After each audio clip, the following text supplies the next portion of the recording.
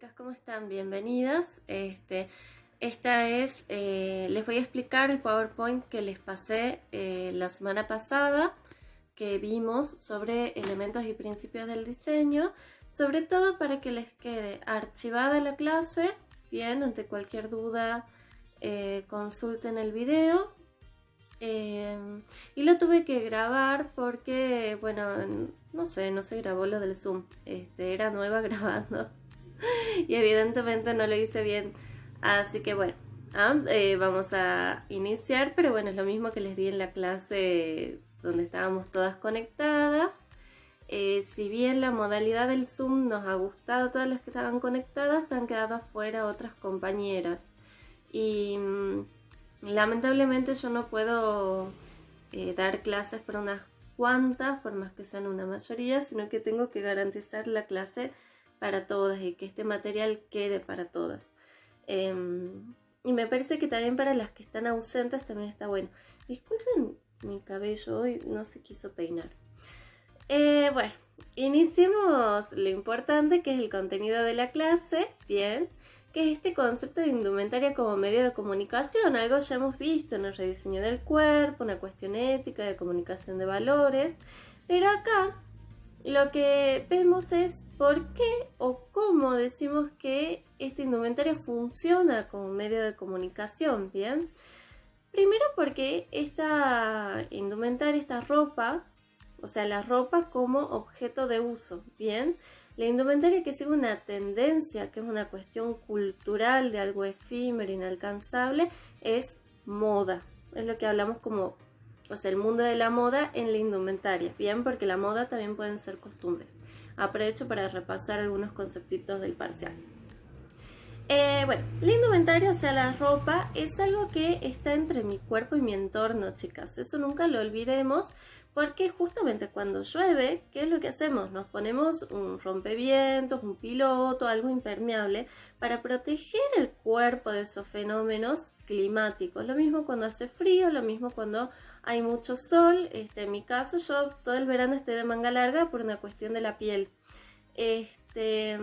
Y así con otros fenómenos. También van a ver que la gente que trabaja en la zona rural es muy impresionante porque hacen 45 grados y la gente está con manga larga. Bueno, es una cuestión de protección de la piel, porque en su caso, que están expuestos tantas horas, no solamente se van a tostar, sino que también la piel se cuartea, bien, se quiebra por la sequedad y por el tipo de trabajo.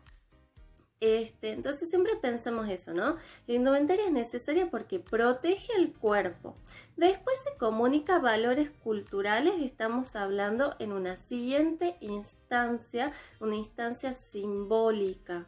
Si es simbólica, que quiere decir que hay una relación de sentido entre el objeto y el mundo, estamos diciendo que significa. Bien, ¿qué quiere decir esto?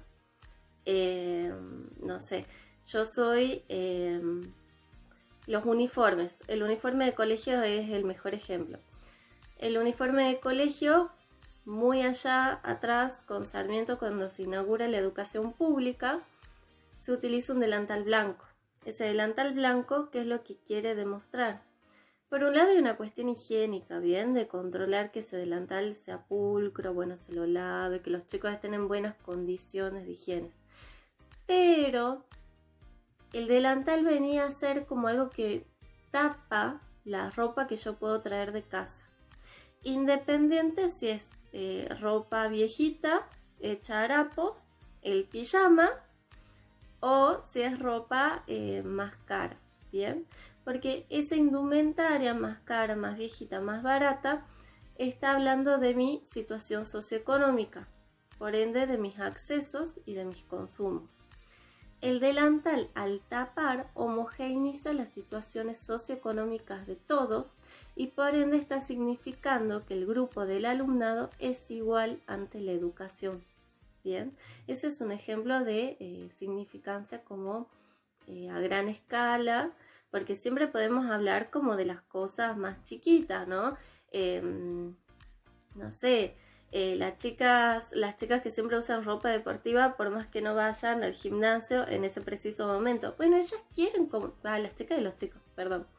Ellos quieren comunicar que se cuidan, que tienen una actividad, un hobby que los identifica, que los define como personas deportistas. Y eso lo están haciendo. Y por más que digan, no, es lo que tengo en el placar, que no sé qué más, que es cómodo. No, o sea, sí puede ser, pero inconscientemente en todas esas decisiones está mediando estas ganas de comunicar sus hábitos o las cosas que los hacen sentir bien, ¿bien? Y así millones de ejemplos vamos a encontrar en la vida. Entonces, además de protegernos y de estar entre el cuerpo y el entorno, también va a significar y comunicar unas cuestiones culturales y simbólicas, ¿bien? Estas cuestiones culturales, o sea, los significados, creo que estaba tapando el micrófono, espero que no. En estas cuestiones culturales, los significados tienen mucho que ver con los entornos o nichos o ecosistemas culturales que se está hablando actualmente. ¿Qué quiere decir eso? El grupo representativo. Bien, les doy un ejemplo. Muchas veces se circunscribe una geografía, sí, en el caso de Latinoamérica, de Argentina, de Tucumán, pero muchas veces también se circunscribe como entornos culturales. Por ejemplo, y esto para mí es clarísimo, las mechitas rubias, bien, como las más amarillentas, se las podía relacionar con estratos sociales más bajos como algo buenísimo, copadísimo, y que encima creo que son como del 2015 por ahí, y que es una cuestión, una tendencia que se adopta de un jugador de fútbol. Bien, sin embargo, esas mechitas tan contrastantes en un cabello muy moreno y que eran tonos amarillentos por lo general, en los entornos socioeconómicos más altos quizás se consideraban como de mal gusto. Bien, ahí es porque yo como persona lo estoy interpretando desde mi lugar y desde mi grupo de pertenencia. Bien, si yo perteneciera a uno u otro, lo voy a percibir distinto. Eso es a lo que me refiero. Y acá les doy este ejemplo de que justamente el gran ejemplo son los rituales de muerte o de luto en las distintas sociedades. En China al luto se lo va a trabajar con blanco, que tiene que ver con el horror vacui, que es una cuestión muy oriental, artística, que es el miedo al vacío. Bien, y por ende cuando la gente se va, hay una relación con el vacío. El luto en Occidente tiene que ver con el negro y con la ausencia de luz. Y Occidente siempre va a ser muy cristiano y la luz va a ser relacionada a la luz de un dios o de un cielo, ¿bien? Y la vida está relacionada a esa luz. Por eso el negro para nosotros es la ausencia de luz y la ausencia de vida. Estoy hablando de Occidente a nivel general porque si bien nosotros no tenemos el rito de vestirnos de negro, sí lo utilizamos en ciertas circunstancias de formalidades, ¿bien? Bueno, la moda va a comunicar a través de lo que se denomina lenguaje visual, que es un concepto que también lo vamos a ver en toda la industria gráfico-visual, o sea, las artes, el diseño de interiores, el diseño gráfico, sobre todo diseño gráfico. ¿Qué es este lenguaje visual? Es un tipo de lenguaje no verbal que comunica. Otros tipos de lenguaje va a ser la lengua de señas, los gestos, las costumbres, la entonación de la frase. No es lo mismo que llega, estás aprobada, felicidades, a que diga, estás aprobada. ¿No? Uno entiende con esa entonación que los mismos elementos, bien que serían las palabras, está dando mensajes distintos. En el lenguaje visual va a pasar algo similar. Empecemos por esto de que es un lenguaje que no es visual, que no es verbal, pero que por eso no quiere decir que deje de comunicar.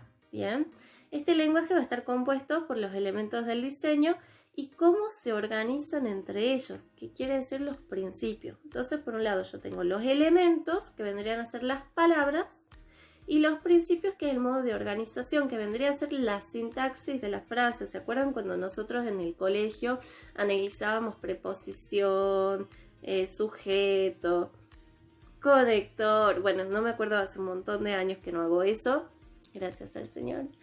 Bueno, es algo similar, ¿bien? Nosotros como elementos vamos a encontrar punto, línea, plano, volumen, silueta y color, textura, me estaba faltando.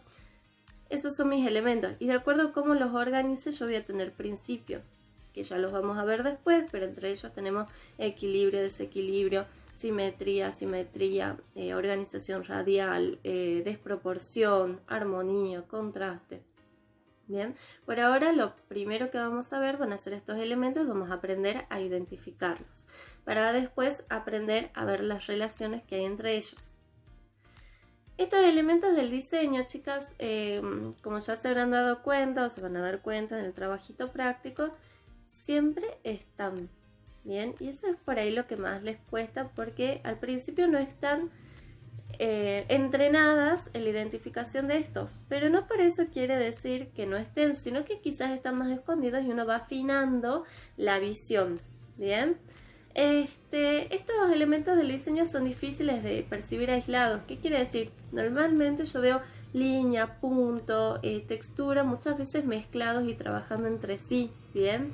Nos ayudan a comunicar de manera clara el mensaje, que es, por ejemplo, esto de yo quiero representar tristeza. Bueno, normalmente me voy a ir hacia colores oscuros o fríos. Yo quiero representar juventud o infantilidad. Me voy a ir hacia las líneas curvas. Bien, eso lo vemos más avanzado en la clase, pero ya lo habíamos visto un poquito. Y por último van a estimular nuestros sentidos y cómo los percibimos. Bien, lo que vamos a tener de arriba hacia abajo, primero es punto, luego línea, que es un punto en movimiento o una sucesión de puntos. Bien, vamos a tener plano, que es cuando esta línea se proyecta justamente en una superficie, o sea 2D, y luego vamos a tener volumen, que es cuando esta superficie se proyecta en un espacio. Entonces tenemos 3D, o sea 3 dimensiones. El punto es abstracto y no tiene dimensión, o sea tiene una sola. Bien, lo mismo que la línea. Ya vamos a ver más detalladamente características de cada uno. Acá les traigo estas colecciones de pasarela de Viktor and Rolf, que son diseñadores íconos para mí, que sigo mucho. Porque acá no solamente está la presencia de los elementos, sino también la ausencia. Y eso es una acción estética súper fina, por así decir, donde justamente se dice que para reforzar la presencia de un elemento, muchas veces tengo que trabajar con su ausencia y hacer evidente su ausencia. Bien. Bueno, el gran ejemplo, y capaz que un poco literario, son los ahuecamientos de la falda. Bien. Pero se los traía porque me parece muy interesante y que vayan pensando también en eso. Jenkins Jones, que es una teórica del diseño de la moda, va a establecer que los elementos del diseño van a ser línea, textura y silueta. Yo les agrego todo lo que es color, bien, y agrego lo que es punto, que en realidad el punto siempre se lo considera una parte constituyente de la línea, bien. Yo se lo separo porque hay otros tipos de puntos, ya vamos a ver. ¿Qué va a pasar con el punto? Es un ente diminuto, no, es abstracto, o sea, no es que yo vea puntos por la vida, sino que veo cosas que se asemejan a mi concepto de punto, que normalmente son manchitas muy diminutas, o puntos donde se concentran cosas, se concentra información, ¿bien? En el texto que les ha adosado se habla como del punto final, por ejemplo, esto en las frases, ¿no? Lo que quiere decir como el cierre de un diseño, que también lo podemos ver quizás en algunos diseños donde sentimos que hay como, nada, como que cuando la percepción, yo percibo el diseño y de repente cierra acá. Bueno, yo ahí puedo hablar como de un punto final o también de un punto de inicio, como un punto focal desde el cual el diseño inicia. Punto de tensión tiene que ver con cuando yo voy a percibir el diseño, lo primero que me llama la atención. Bien, ese punto yo no lo veo como punto, sino que muchas veces lo veo como congruencia de planos, lo veo como congruencia de líneas, como, para ser más específica, un hombro descubierto. Bien, entonces hay punto de tensión en el que está cubierto. También lo podemos ver como patrones, texturas, perlas, tachas, va a ser como lo más evidente. Yo aquí les traje como patrón, por un lado tenemos estos patrones alunares, pero por otro lado tenemos este que son letritas, ¿bien? Y acá va con esto de que el punto no necesariamente es circular. La letra, cuando es muy chiquita y yo me alejo, desde lejos lo voy a percibir como punto, porque mi visión no me permite, si esto está estampado en la camisa de un hombre que está a una cuadra de distancia, no me permite verlo como letra, pero sí lo percibo como un patrón. Acá se los muestro como tensión, en el caso de la remera de la derecha hay una tensión creada en el hombro por una cuestión volumétrica de peso y de concentración de los puntos, ¿bien? También son puntos volumétricos, también estamos viendo volumen, o sea, hay punto y hay volumen y hay punto de tensión. Y en el caso del saco hecho con pompones, bueno, justamente está esta relación con el lunar, pero un lunar volumétrico. También les traigo estos ejemplos para que empecemos a pensar en diseños donde no necesariamente yo necesito trabajar con el textil plano, sino que también puedo trabajar con textil de base, baratísimo, como un lienzo, un arciel, una crocel, e intervenirlo con elementos cotidianos, ¿no? Porque esos pompones, alguien se puso a hacer pompones como loca y cerró en un saco divino. En estos casos tengo punto, en el caso de del trabajo rosado, tengo volumetría, tengo concentración y además me está generando textura, ¿bien? En el caso del medio es como muy simple, con las perlas, un trabajo muy delicado. Y en el de la derecha, si bien no todos son circulares, también hay puntos que están generando textura táctil y visual. Es un trabajo realizado con calor, es un fieltro trabajado en planchas, como los sombreros. Y justamente todos estos puntitos como de volumen, de textura, de sensaciones táctiles, me está trabajando como punto, un punto muy abstracto ya, pero está. La línea ya hemos dicho que es la sucesión de un punto o el punto en movimiento, bien, la trayectoria. Por ende, siempre, como es un punto en movimiento, me está hablando de dinamismo de movimiento. Las líneas van a haber rectas, curvas, verticales, horizontales, diagonales, estructurales, ornamentales. Bien, ya las vamos a ir viendo, ejemplos de cada una. En el diseño las podemos encontrar en patrones, también como al punto. En cortes de textiles o encuentros de moldes, que serían como las uniones, bien, de los recortes del textil. Las podemos encontrar en plisados, cierres o costura. Bien. La línea, cuando es horizontal, me da sensación de estabilidad, y esto es porque nosotros estamos ligados a la gravedad y vemos de lejos una línea de horizonte que siempre va a ser horizontal. Bien, por ende me relaciona a la estabilidad.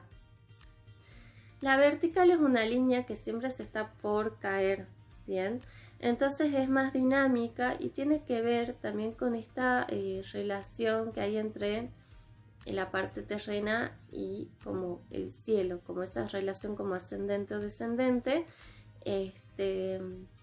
Normalmente son las líneas que se trabajan para dar sensaciones de esbeltez, porque estas líneas lo que hacen ya es guiar mi mirada, si yo la quiero vertical o horizontal. O sea, normalmente en mi diseño, si yo incorporo patrones o recortes con estas direcciones, el ojo ya va a hacer este movimiento, va a hacer entonces ya me va a generar una lectura o estable o inestable del diseño. Bien, también tenemos todos los que son líneas diagonales, que esto tiene que ver si es ascendente o descendente con nuestro método de escritura.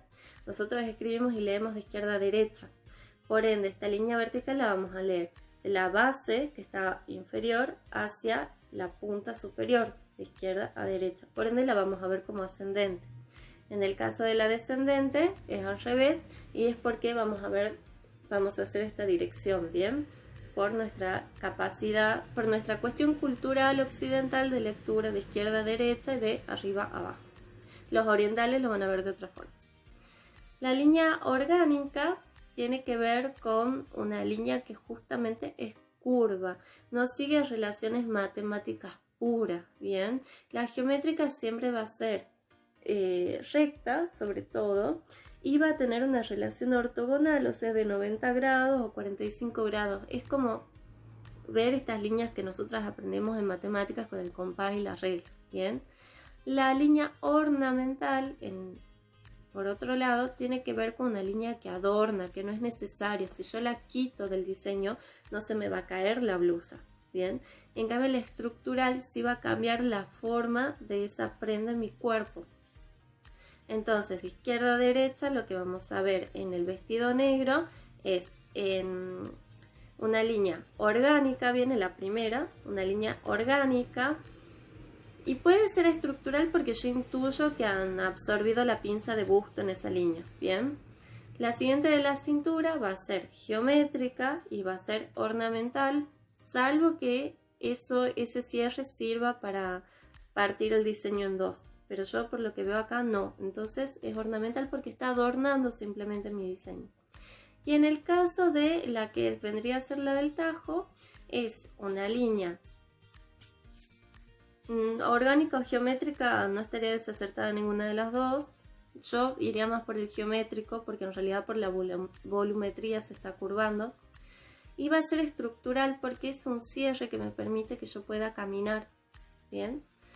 En el caso del diseño del medio tengo todas líneas geométricas y estructurales, bien, porque están sosteniendo el vestido y son rectas. Y en el caso de las pinzas de esta campera yo tengo líneas también geométricas porque son rectas y estructurales porque son pinzas, dan la forma al cuello. También puedo hablar de esta línea, la que es la apertura de la campera, que también va a ser estructural y geométrica porque es recta, porque es la que me permite meter el cuerpo dentro de la prenda.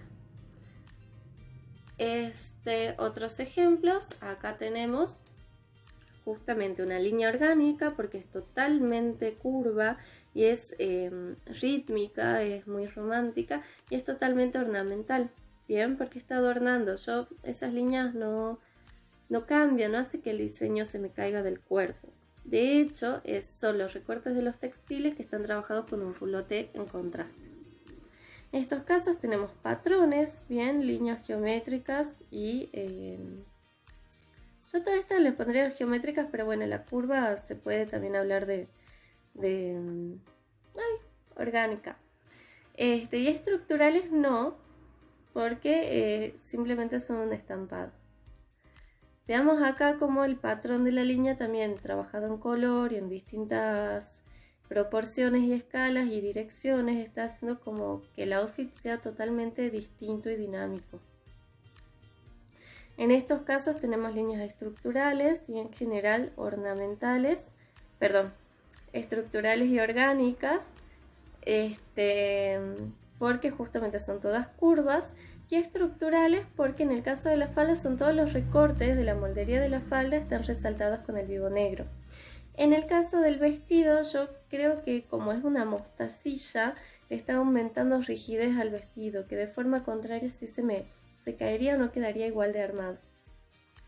Acá vemos la ausencia de línea, ¿bien? O la línea generada por contraste entre transparencia y algo opaco o sólido. Acá también estamos viendo el mismo trabajo y en el caso de la derecha vemos vemos sobre todo líneas orgánicas que son estas más gruesas y también las finitas que están tejiendo. Y todas son estructurales porque ahí si yo saco una línea se me cae una parte del pantalón. En el caso de la izquierda estamos viendo línea trabajada con volumetría, con una técnica de mate laseado, me pareció súper interesante mostrárselos como ejemplo. Y en el de la derecha tenemos la línea sumamente ornamental, bien, y acá deberíamos ver un poco cómo está compuesto el diseño. Para mí sí es ornamental y orgánica. Hay que ver si es que alguno de esos recorridos no me están haciendo contingente, digamos, una línea para que no se me caiga, pero por lo que yo veo diría que es ornamental. Este es un diseño de Iris Van Herpen y ella trabaja todo lo que es impresión 3D, también interesante como propuesta. Acá vemos más ejemplos donde se trabaja como con avíos. Bien, los avíos son todos aquellos materiales que no son textiles, que no son géneros, sino todo lo otro que sí está en mi prenda. El hilo, el elástico, el cierre, el botón, En general, yo como les explico así muy simple, todo lo que encuentro en una mercería es avío, ¿bien? Todo lo que encuentro en una casa de telas es género. Bueno, en el primer caso estamos viendo las pasamanerías, estamos viendo cordones, los de la derecha estamos viendo, bueno, solamente en el bolsillo un trabajo como con tiras de tela, y en el inferior también estamos viendo como algún trabajo con un hilado muy fino. Acá todos estamos viendo cuestiones ornamentales por sobre todo, pero sí estructurante en el caso de la pollera porque es lo que me permite ajustarla. Y en el caso del bolsillo, bueno, sí, es como en sí la corporeidad del bolsillo. Acá les traigo más ejemplos, trabajadas con líneas, en el caso de la izquierda, rectas, bien geométricas y ornamentales, sobre todo porque son recortes de los textiles que están resaltados con vivos. En el caso del medio es totalmente ornamental y orgánica. Y en el caso de la derecha es estructural y bueno, hay mezcla de orgánicas con geométricas, ¿bien? Acá tenemos las líneas cuando ya pertenecen o forman parte del mismo textil. En este caso este textil transparente que tiene este trabajo justamente o ya esta composición con líneas gruesas y transparentes y opacas. En el caso de los plisados también hay un trabajo de líneas mucho más sutil y de volumetría y textura. En el caso de la derecha es un tejido de telar hecho con materiales, yo creo que son plásticos, que como son gruesas las podemos ver. Entonces la línea forma parte del diseño. Acá tenemos otros ejemplos de líneas estructurales, estos grandes corsets trabajados y llevados al exterior. Bien.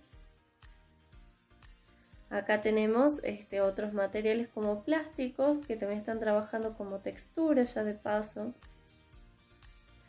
Y en el caso acá del centro que tenemos los colores, también podemos ver la línea en cuanto a choque de planos o de contrastes, ¿bien? O sea, el plano naranja que choca con el rosado me está marcando una línea de división, que es una línea que no estoy viendo, entonces es un ente abstracto, o sea, es una línea imaginaria. El plano ya hemos dicho que es la línea, bien, que ha recorrido una superficie, por ende se genera un plano. Y acá cuidado con esta confusión entre plano y forma. La forma es cuando tiene una relación mimética con la realidad. ¿Qué quiere decir mimética? Viene de mímesis o, si quieren ustedes lo pueden relacionar con la mímica, ¿bien? La imitación, la relación de semejanza con algo. O sea, yo le veo forma de corazón porque tiene como la formita de corazón, ¿bien? Pero porque tiene relación con el órgano corazón original, ¿bien? Si esta forma, si este plano no tiene una relación mimética con el entorno, ¿qué es lo que está sucediendo? Es un plano amorfo, no tiene forma, simplemente. Entonces, todas las formas son planos, pero no todos los planos son formas, ¿bien? Eso sí tengan mucho cuidado porque si es una pregunta de parcial y se equivoca mucho. Y necesito que expliquen todo esto, ¿bien? Lo de la relación con la realidad, la mímesis, la semejanza, ¿bien?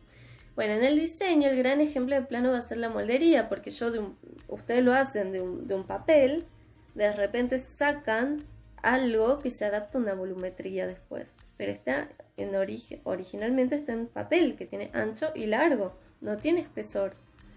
En otras ocasiones lo vamos a encontrar la forma como patrón, estampa, plano textil, recortes, vuelos, tablas, planos de color. Bien, ya vamos a ir viendo un ejemplo de cada uno. Acá podemos ver que la gran silueta funciona como un plano circular, simplemente, porque cuando la modelo voltee vamos a ver que no es una esfera, sino que es un círculo. En estos casos, y vuelvo al tema del color, al pantalón de color, los recortes tan visiblemente apreciables son planos de color, ¿bien? Son planos de recorte y son planos textiles. Lo que me está sucediendo en cada uno de estos tres ejemplos. El patchwork es un gran ejemplo de relación de planos, ¿bien? En estos casos yo también estoy viendo planos, en el primero por recorte de textil, en el segundo lo estoy viendo por estampa y en el tercero lo estoy viendo por ausencia de material, por vacío. Y en este caso lo estoy viendo en una cuestión estructural de la planimetría de la moldería, ¿bien? Se puede apreciar que parece como que es una sola forma puesta en el cuerpo. O sea, cuando nos da esta sensación de que está hecho con papel, como origami, demos por seguro que estamos hablando de un plano, ¿bien? Eso les voy tirando como mis tips para identificar. Y en este caso, el aplique que tiene en el cuello también son grandes líneas trabajadas en plano. Y acá tenemos línea y tenemos plano, eso depende de como quién lo veamos. ¿Qué va a definir la línea? La longitud sobre el grosor. Y en este caso ya estamos viendo un grosor presente. Entonces podemos decir que son planos lineales como para decir que bueno, que sí, sobre este rectángulo es un rectángulo muy largo, ¿bien? En el caso de la campera transparente también estamos viendo planos de color. Y en el caso de estos apliques de acetatos también estamos viendo colores, no sé, estamos viendo apliques de colores de acetatos, perdón, y son planos circulares, geométricos también podemos decir. Este es un diseño de Issey Miyake, trabajado con origami, justamente origami textil, y podemos ver cómo se adapta al cuerpo. Él lo que hace es sacar como de un textil, llegar a la forma del cuerpo a través de dobleces. Normalmente son prendas que él logra con una sola costura y todo doblándolo como si fuera origami. Eso es una belleza. En estos casos es más fáciles de ver porque es como que se trabaja o un plástico o un textil muy endurecido y se lo va quebrando para que llegue a adaptarse al cuerpo. En el caso del pantalón y del top blanco, lo que vemos son recortes planos, bien, y cómo la prenda se construye a través de recortes blancos. En el caso del vestido nude o camel, hay como un gran plano longitudinal en uno de los costados, bien, y en el caso de la pollera hay un trabajo de origami también de planos muy buenos. Otro ejemplo de Issey Miyake, que va a ser como el referente de trabajo con plano, muy influenciado por el origami justamente porque es oriental. Podemos ver el diseño, cómo también se relaciona con el movimiento del cuerpo. Las dos fotos son del mismo diseño, nada más que uno con la modelo quieta y el otro con el modelo ya en movimiento. En el caso del volumen, me muevo por todos lados. En el caso del volumen ya vemos que es este plano proyectado en un espacio, bien, tenemos alto, ancho, profundidad o espesor. En el diseño lo podemos ver en distintas, por ejemplo, los ejemplos más cotidianos van a ser las camperas bomber, las faldas globo, los matelaciados, pero también lo podemos ver en otras cosas como texturas, que era el ejemplo de las pelotitas de los puntos, por ejemplo, patrones en apliques, ya vamos a ir viendo ejemplos también de cada uno. Este recurso es el que más rápidamente nos permite transformar el cuerpo, porque todos los otros elementos yo también lo puedo transformar, pero este quizás es como el más inmediato, porque si de repente yo me pusiera acá como un almohadón, me estoy anulando el cuello, estoy elevando un hombro, estoy generando un desequilibrio en el cuerpo, ¿bien? Les traje, es la primera imagen, pero les traje para que vean que no siempre el volumen tiene que referirse a lo pesado, que es lo que nosotros relacionamos, bien, el peso con la volumetría. Acá estos diseñadores han trabajado muy inteligentemente porque generan fricción. Es un volumen liviano, que no es lo típico o lo cotidiano. Al trabajar con esta especie de estructura de miriñaque, o al dejar la transparencia verse, o al trabajar con materiales livianos que también son etéreos, era la palabra que quería decir. En el caso de la izquierda yo estoy viendo volumen nada más que es un volumen geométrico, que es lo más exótico que normalmente no veo. Aquí también estamos viendo volumen y está trabajando mucho la desproporción, que es un principio.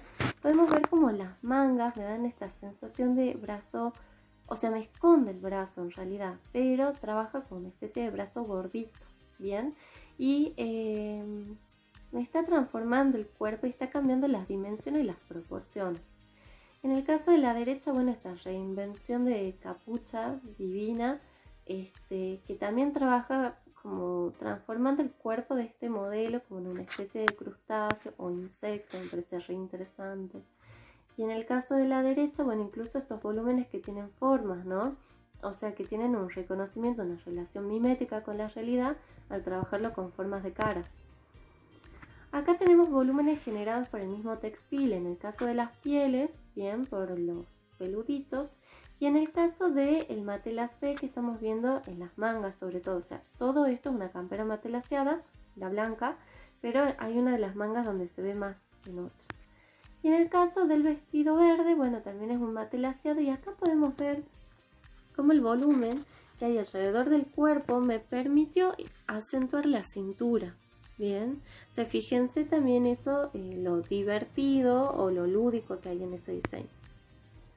En el caso de Rei Kawakubo, que ya la vamos a ver para hacer otras actividades, o sea, la retomamos, bien, ella es una diseñadora súper conceptual. Ella es la que trabaja este tipo de diseños, son los tipos de diseños, obras de arte, bien, que no tienen un funcionamiento real. Yo esto no me lo pongo para salir a la calle, no me protege, no me viste, no me nada. Simplemente está planteando otro tipo de ropa alternativa, pero que en nuestra realidad funcional inmediata no tiene sentido, bien. Cuando el diseño yo no lo puedo usar, no cumple una función, es cuando se abre la puerta a la obra de arte. Bien, también retomando preguntas del parcial. Podemos ver las volumetrías trabajadas sobre todo en la zona de las caderas y de las mangas, bien, y de repente una volumetría bastante dura, bastante geométrica. Y por último, estos son los diseños de los 90 o de principios del 2000 de Rei Kawakubo.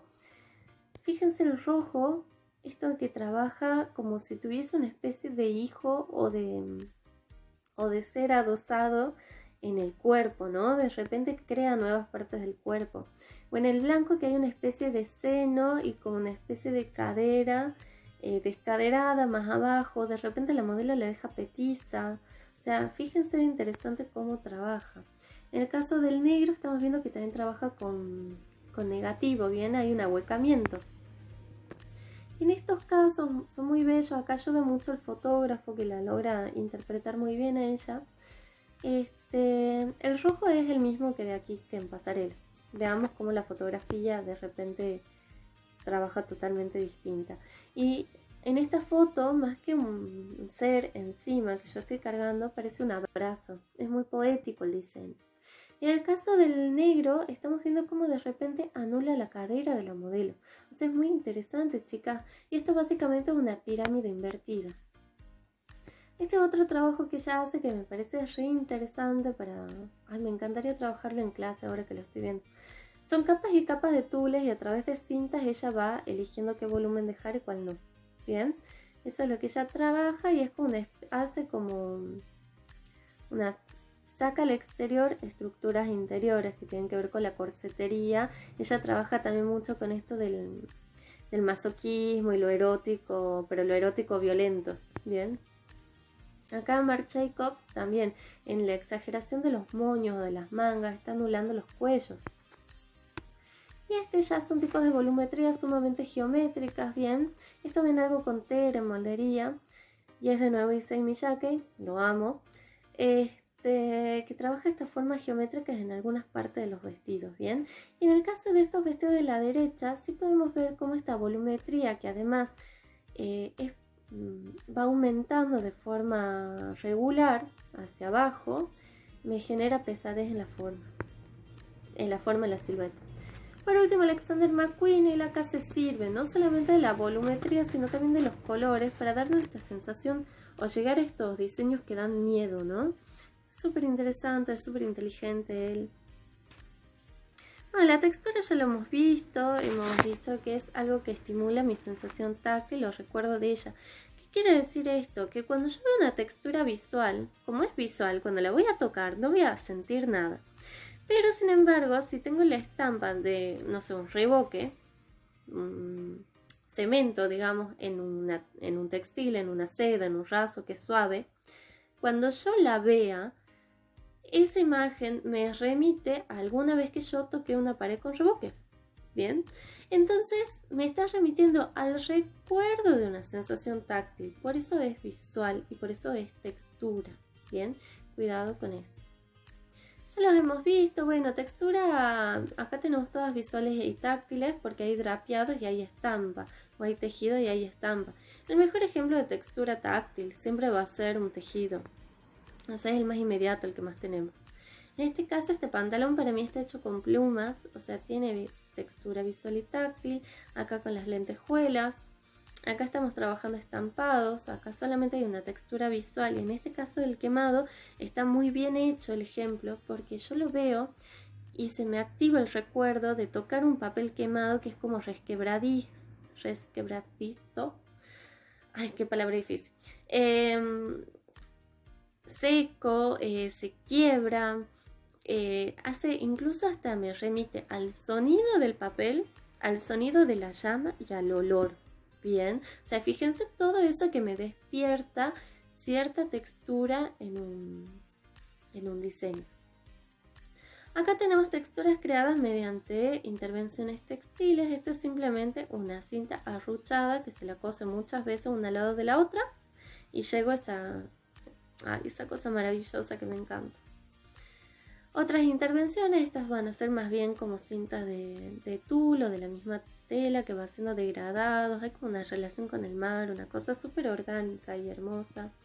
En el de la derecha es el mismo textil que para mí debe ser un plástico impreso o trabajado con calor, o sea, un fundido, pero no es un textil en sí, sino que es o sea, no es un tejido. Bien, es un textil no tejido, está generado de otra forma, por apelmazamiento o lo que sea. Acá vemos justamente las pelotitas que ya las habíamos visto como punto, también me están generando textura táctil. Y en este caso, las puntadas como de cuerina son líneas que también me generan textura. Y en ambos casos podemos ver que no son uniformes bajo ninguna circunstancia y tampoco son infinitas, no están en toda la prenda. Bueno, están en todas las partes de la prenda cuya tela sea igual. ¿Ven? Acá vemos textura y volumen justamente con el tejido, con esto del pelo y en estas partes, bueno, con estas especies de escamas, ¿bien? Por último, las siluetas, y esto también, chicas, por favor, porque me llegan a decir silueta de pera, silueta de manzana, yo la voy a asesinar. O sea, cuando hablo en arameo es con esto. Me empiezo a reír porque ya sé que hay una que se le va a mandar. Lamentablemente esta confusión siempre se da. Nosotros estamos acostumbrados en muchas revistas, bien, de diseño, no sé, revistas como de cuestiones femeninas, por así decir. Vemos los tipos de cuerpos que son los de pera, los de manzana, triángulo invertido, tubo, no sé qué más. Eso tiene que ver con a dónde el cuerpo naturalmente tiene tendencia a depositar la grasita, ¿bien? O sea, son cuestiones estructurales del cuerpo. Cuando yo hablo de silueta como elemento del diseño, estoy hablando de silueta de la prenda, porque estoy hablando de elementos del diseño de prendas, bien, de diseño de indumentaria. Entonces nunca voy a estar hablando del cuerpo. Esta silueta, ¿cómo es la forma más fácil de entenderla? Miren, cuando uno se para contraluz o se quiere sacar una foto y tiene la ventana atrás que entra toda la luz y por ende yo salgo negra, o sea, con una silueta negra. Bueno, si yo pusiese mis prendas de esta forma, se va a generar una forma o un plano, bien, mejor dicho, y ese plano es lo que yo voy a llamar silueta de la prenda.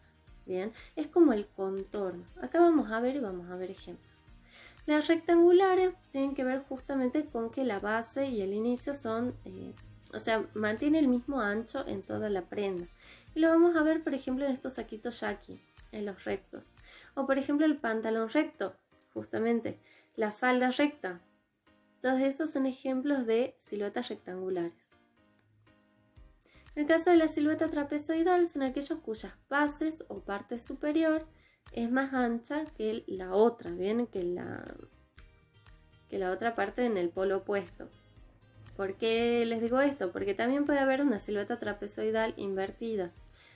El típico ejemplo van a ser los vestidos bobo, las faldas plato, las faldas evasé, las faldas con un poco más de amplitud, bien, las mangas acampanadas, todo eso. En el caso de la silueta anatómica es cuando está pegada al cuerpo, o sea, no da lugar a la imaginación. Ese chiste estaba yo el otro día. Ejemplo, las calcitas, bien, todo lo que es con elastano que se pega al cuerpo. Este es un ejemplo también de Alexander McQueen, un body. Y en el caso de la globular es todo aquello que ya me está dando algo de volumen. Y tiene más que ver con cuestiones redonditas. Bien, la trapezoidal es recta, la globular siempre va a ser redonda. Un ejemplo para mí que está, o sea, lo podemos discutir, me parece que no está como muy definido, van a ser las faldas midi, porque como están arruchadas arriba es como que la falda sale como haciendo un puff y recién cae. Bien, que es muy distinto a una falda plato que tiene el contorno.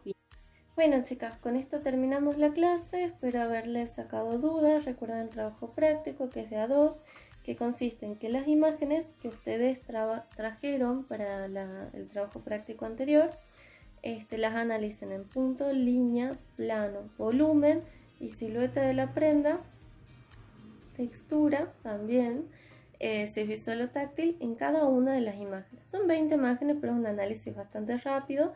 La idea es que por videollamada lo puedan resolver, así de paso se van conociendo. Y bueno, ante cualquier consulta estoy a su disposición. Les mando un besote.